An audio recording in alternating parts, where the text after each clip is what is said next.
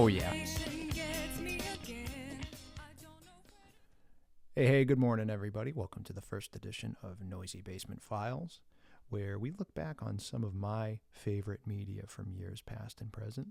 My name is Nate, and this week we're going to be looking at my favorite show of all time. That's the great Yu Yu Hakusho, which originally aired on Fuji TV in Japan in October of 1992. Now, the version that we'll be talking about is going to be the dubbed version, not the sub. I only ever watched the dub. I grew up watching it as a kid, and I never at the time was really into watching subs. Now that's just about all I'll watch is the subbed versions of anime. I watch a lot of other shows, but I watch a lot of anime. And that's kind of what this show is going to be about, is a lot of the media that I grew up watching that I like to watch now.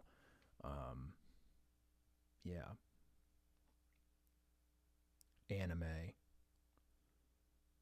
cartoons, dramas, movies, books, music. As you can see, this is being recorded on video, but for those listening, there's a drum set behind me and another drum set behind that, and guitars on the wall and guitars on the floor and guitars upstairs. There's microphones, there's just stuff. I like to play music, but I've been feeling very frustrated with it lately, and I thought maybe doing some kind of podcast is a little bit more accessible, and I don't know. I needed to do something different. And this seemed different. We'll see how it goes.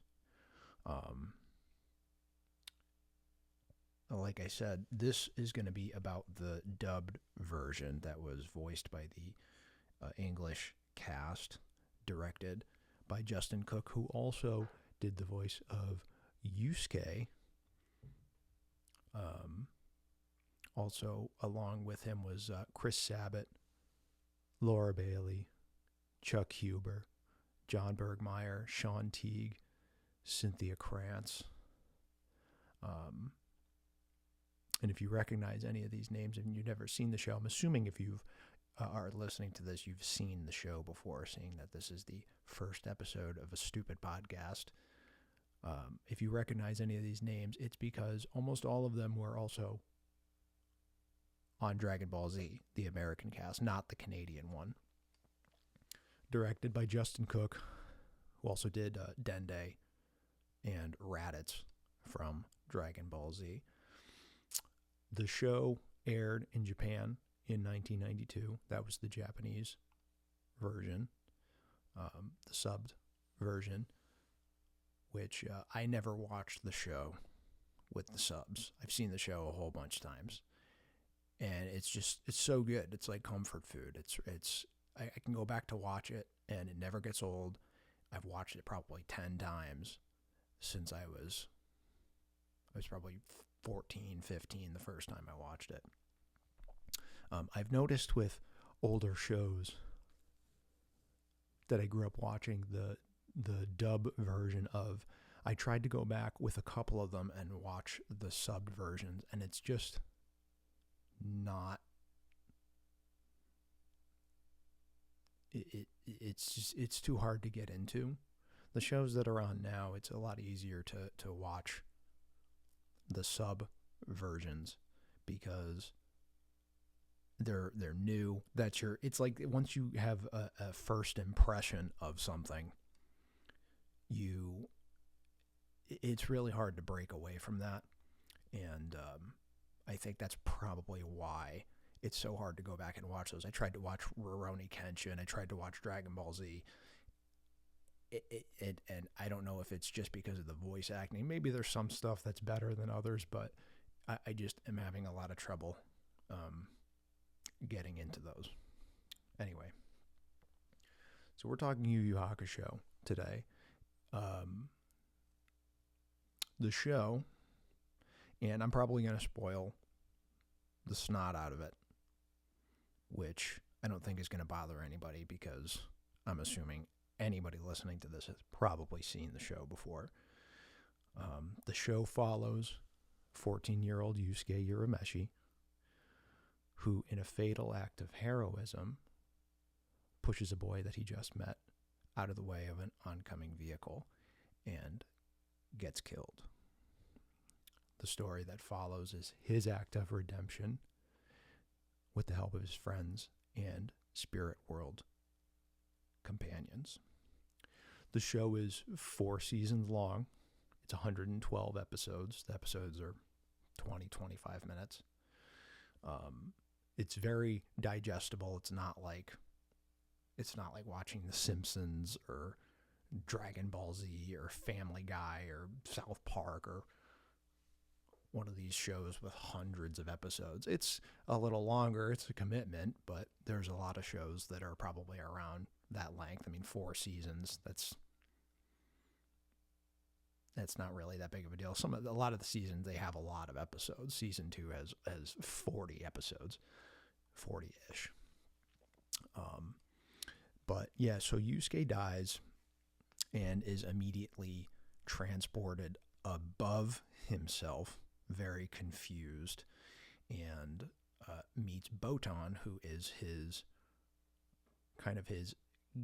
gateway to the spirit world. She's the Grim Reaper, essentially.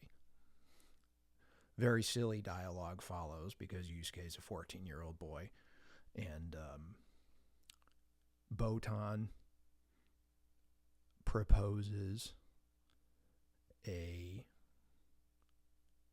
makes a proposition to Yusuke to get his life back and become the new detective for Spirit World. They're looking for a replacement to their previous one, and Yusuke has shown promise via the higher-ups. Go to my notes here. After Yusuke dies, Botan appears with the proposition to gain his life back with the requirement of becoming the spirit world's next spirit detective.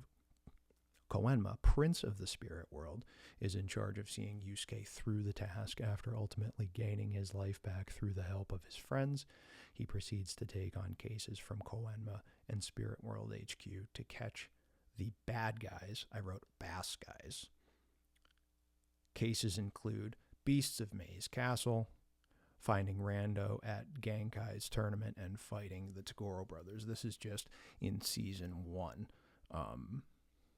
It's a action style anime. Spirit world, ghosts, powers, all that stuff. And the story is really intriguing because all the main characters in the show have these just really fantastic story arcs from the beginning of the show when they first appear to the end of the show.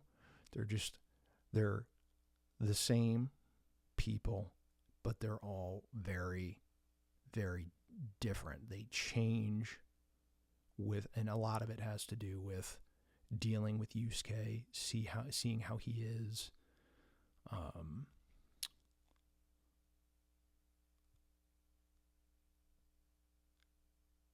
and they make improvements on themselves, and they're different from when they first appeared in the show.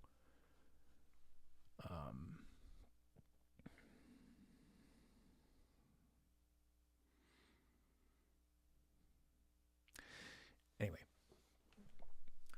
now I think I started watching the show probably around 2002 when it aired in the United States. I would have watched it on Cartoon Network, Toonami, something like that, which I think is around the same time I watched not the same time as Dragon Ball Z, but that's where I had seen Dragon Ball Z, was on Cartoon Network.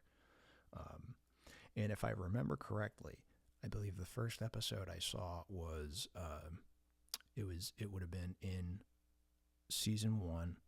It was when they were in Maze Castle, and it was when Kuwabara, voiced by the legendary Chris Sabat, who, if he needs any introduction, voices Vegeta and Piccolo in Dragon Ball Z. And it was when Kuwabara was facing Byakko, the giant tiger monster beast who lives in like this layer of lava and rock and bad. And all of the villains in the show that end up getting fought by any of the main characters, they have these just very specific powers.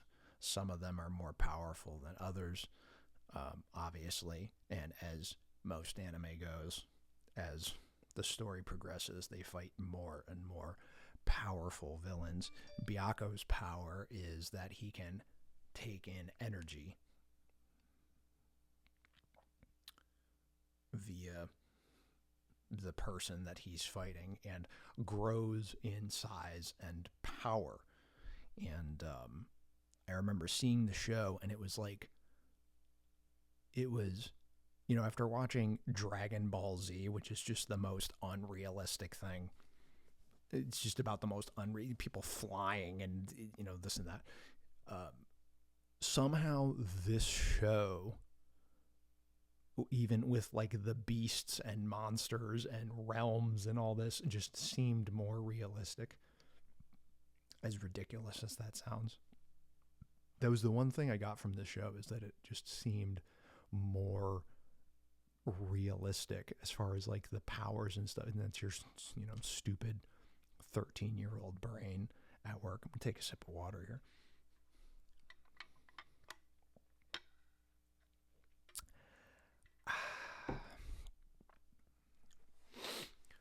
And so they fight the three beasts of Maze Castle: Byakko, Siryu, who's like an ice giant demon, and Suzaku, who's the leader of the three. And Yusuke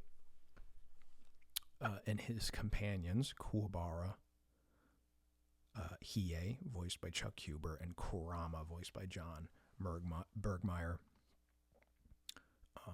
Hiei, same person who did Android 17, and Kurama, John Bergmeyer, also voiced Tien in Dragon Ball Z. So a lot of crossover there. Probably, I'm assuming, just because it was a Funimation thing. I really don't know. Justin Cook was the director. He probably had a big hand in picking whoever was on the show. Kuwabara, Hiei, Kurama, who the two of them met previously as Yusuke was tackling one of his earlier cases, trying to find them. He had to gather these items together that were stolen from Koenma's father, who's the ruler of the spirit world. They ended up being on the same crew, trying to defeat the beasts of Maze Castle.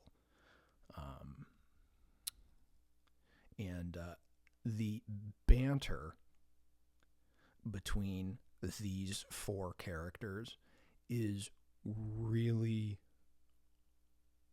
really what makes this show, is the dialogue, especially between Yusuke and Kuwabara and Hiei and Kuwabara. Hiei just lays into Kuwabara, who's just this he's this lovable doofus.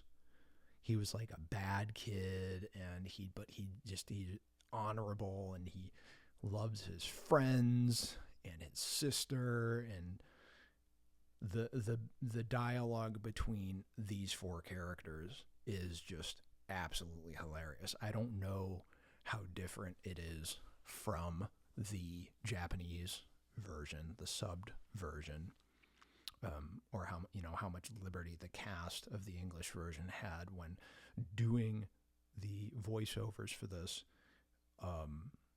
But all the characters sound completely different. Their dialogue is different.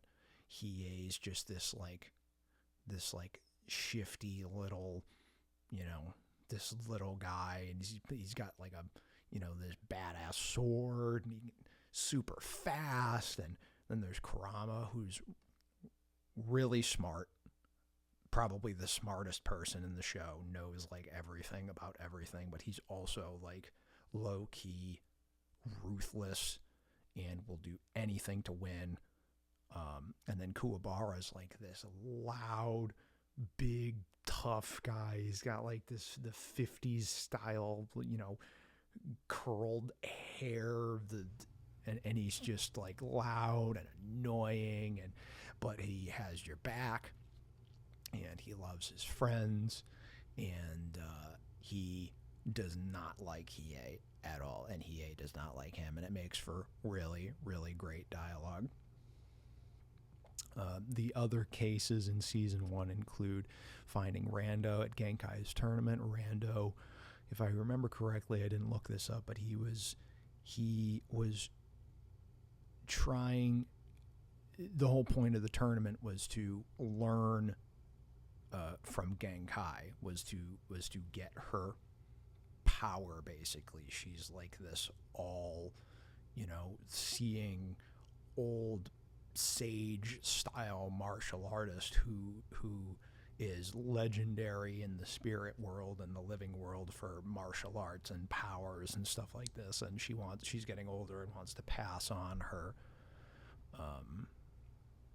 talents to the next person. And it's cool because like she doesn't care who gets it, even if it's like this evil beast who is going to use it for nefarious reasons. She doesn't care. She just wants to pass on her powers to somebody else. Her voice is perfect, voiced by I didn't write it down here. I guess it doesn't. I didn't write it down. I don't remember who voiced her. I didn't recognize her. If you watch the show, a lot of the voices, especially Hiei, it's the same voice as Android 17. But she's got like the perfect voice. She's just this old, crotchety lady, but she can just like, at the flip of a switch, just turn it up to 11 and just beat the snot out of anybody.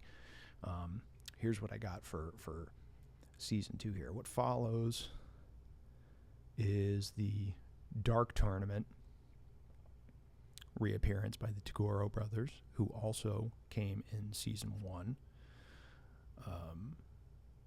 The Toguro brothers are like this.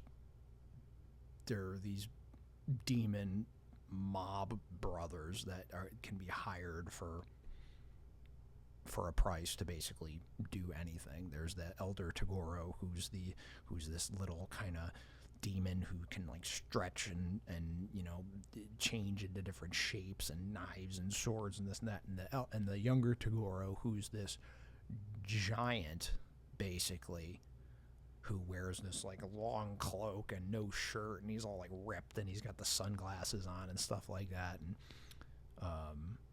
who can basically just make himself more muscular and is super duper strong and a badass.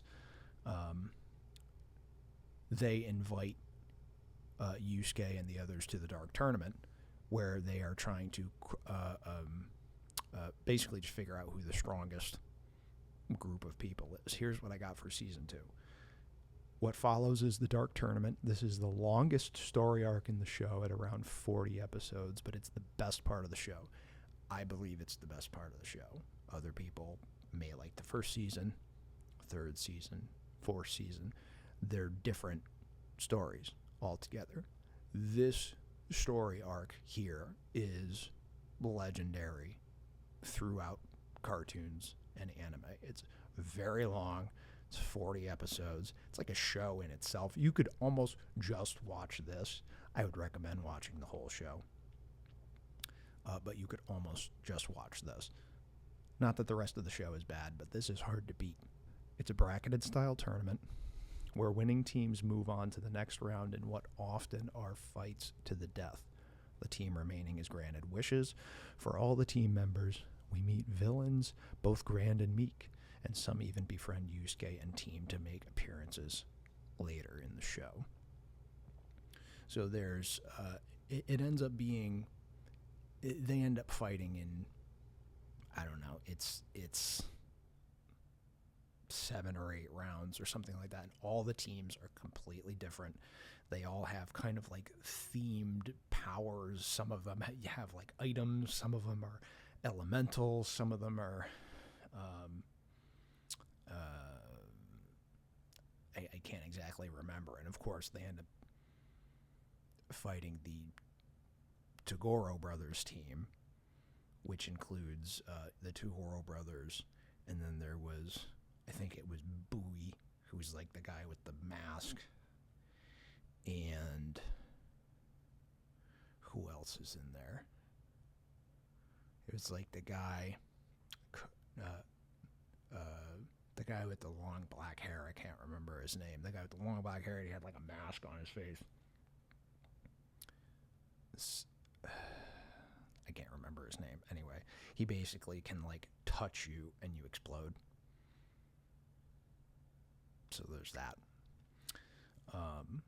But all the teams are totally different. You meet some great characters at this point of the show. There's Jin, the wind guy, who's got like this Irish accent, and like half the things he says you can't understand what he says because it's like this thick Irish accent. And you know, him and Yusuke like really hit it off, and is like while they're trying to kill each other, and it's really, really funny. And I know I'm ruining the whole show, but you know, they don't kill each other, and he ends up being, you know, somewhat part of the show later on. There's Chu, who gets stronger when he drinks, so he's like the Jackie Chan drunken, you know, whatever guy. He like releases his aura the more drunk that he gets.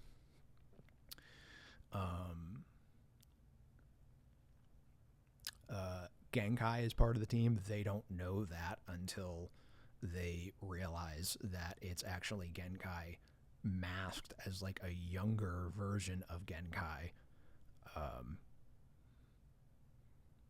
But the main part of the reason that she's there in the tournament is to, and this part I'll try not to ruin because this is really one of the best parts of the show. She's there to kind of settle the score with someone from her past.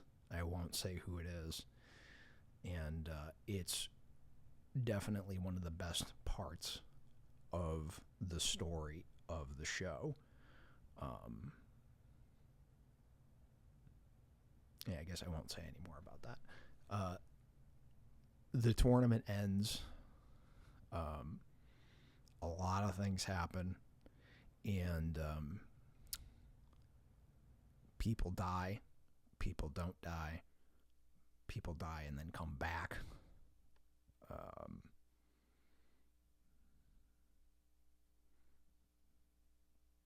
Yeah. Season 3. They come back from the island where the tournament is being held, and season 3 is the Chapter Black arc. And the Chapter Black tape is a piece of Spirit World media that is said to contain all the most horrendous acts of mankind. The tape is never ending and is used to brainwash individuals for nefarious means. The majority of the arc is Yusuke and team fighting to close a portal being opened by a madman intending to unleash the beasts of Spirit World upon the living world.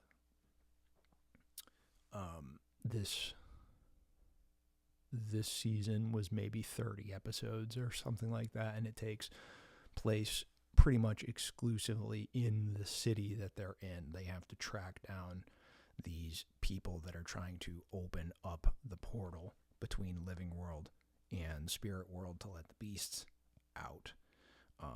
It starts off with these bugs that just show up in the city, but living people can't see them. The team can see them because they have heightened awareness to certain things, and if you are from spirit world, you can see them. And they just start infecting people, and they start doing just this crazy stuff, trying to kill everybody, rob everybody, and so that's obviously no good. They meet some new characters, normal people who I believe were just kind of given these powers. I can't remember exactly, but I can't remember any of their names. Some things, just no matter how many times you watch something, there's things you just miss. And these are just things that I do not remember about the show. I don't remember their names. There was like the guy who could, it was something about like being in somebody's zone or area. Like once you passed into their aura, you were subject to their rules. There was the guy that set the rules with like the words and stuff, and once you said the wrong thing, you were trapped. There was the guy that he could like switch bodies with somebody. I don't know if I'm just making this up at this point. I cannot remember. I haven't watched the show in probably 4 or 5 years, but I watched it like basically once a year for probably close to a decade, and there's just things I can't remember. I don't have a great memory. That's one thing that you will find out pretty soon. And I did some research on the show, not that much, just to get sort of a gist of the seasons, the names of the voice actors, and a few other, random things. And I think this might be, or no, that was the Dark Tournament where we meet adult Koenma, because Koenma's, he's basically a baby with like a pacifier in his mouth, and then to kind of hide himself in the Dark Tournament, he shows up as like an adult, but still has the pacifier in his mouth, and the pacifier shows up. The reason for it shows up in season 3. It's actually this very powerful device that Koenma had for years basically has been putting his own energy into, and it creates like a seal, this unbreakable seal. And that rears its head towards the end of season 3, where we also meet Yusuke's predecessor, the original spirit detective, who is very powerful and the reason that the portal is being opened up, because he got a hold of the Chapter Black tapes, watched a bunch of it, and now he's absolutely out of his mind.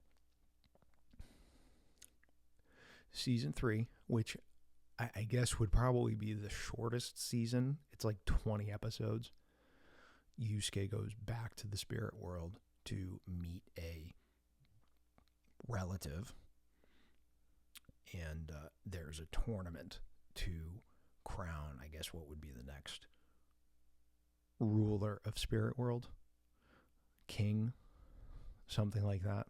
I can't remember what happened to Koenma's father, who I guess is the ruler. I can't remember.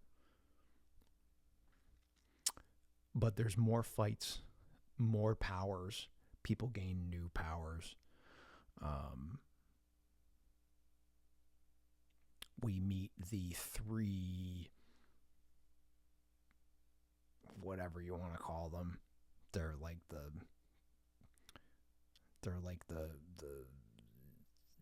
gods of spirit world sort of thing.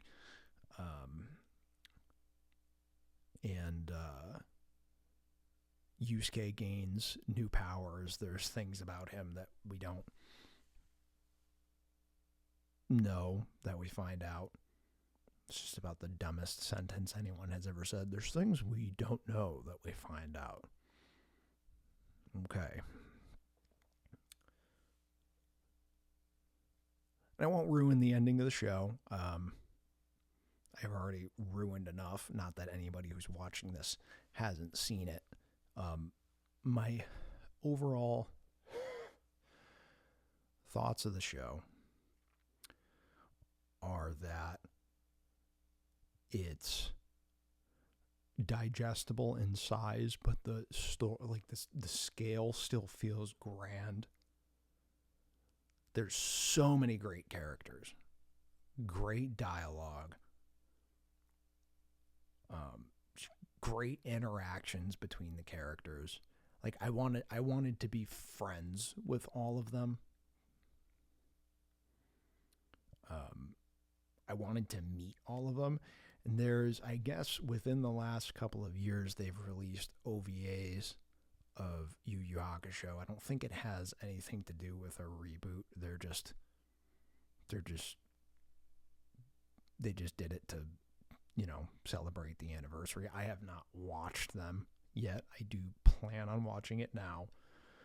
I didn't even know about this until doing a little bit of research for this show. But I do plan on watching those. I never watched the movies. There might have been a couple of games. I remember there being like a Game Boy game. I don't know if there was any more high def stuff that got put out. Maybe. If there was, I'm just not really sure. The show is enough for me. It's a great show, great story. If you've never watched it for some reason, I highly recommend it. I believe the author of the manga was the same person who did Hunter x Hunter. I don't know what came first as far as the manga goes. Obviously, the Yu Yu Hakusho series was made before Hunter x Hunter. There was an older version of Hunter x Hunter. It only ended up being a handful of episodes. I never saw that one. But if you like the newer series, it's around the same length, I believe. A lot of, I won't say they're similar story arcs, but they sort of feel the same. And I get the same feeling from Hunter x Hunter as Yu Yu Hakusho, where it as stupid as it sounds, it just feels more realistic. Like in Dragon Ball Z, it's just like this, everyone's just can like destroy the planet and this and that. It almost feels like in Hunter x Hunter or Yu Yu Hakusho, you'd almost meet the people that are in the show, if that makes any sense.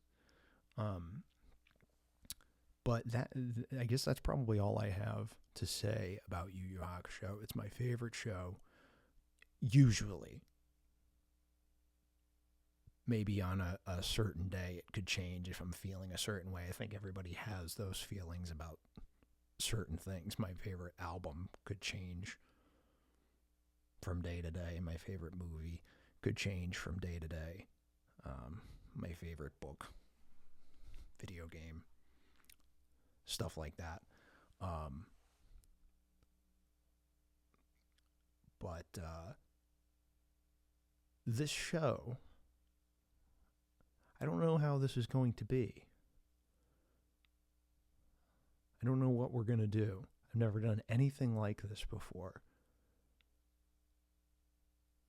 I want to talk about a lot of different things. I want to talk about movies. I want to talk about shows. I want to talk about books, music, maybe video games. I don't really know. I don't know. I just want to talk about the things that I want to talk about. My life feels like it's at the mercy of everybody else that's in it. And I don't do the things that I want to do. I don't talk about the things that I want to talk about. I just kind of go about everyday life on the sidelines. And I want to talk about things that I want to talk about. And this is my favorite show today.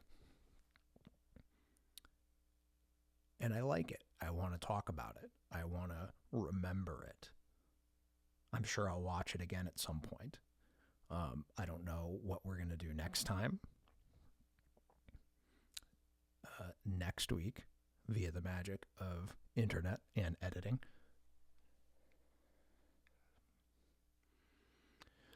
But for anyone that's listening, thank you. We did it. What do we do when we're sad? We start a podcast. Isn't that right? So why don't we... This is probably the wrong thing to... it's probably the wrong thing to use, but let's end the show with some sad Yu Yu Hakusho music, because why wouldn't we want to do that? Here it is. This one.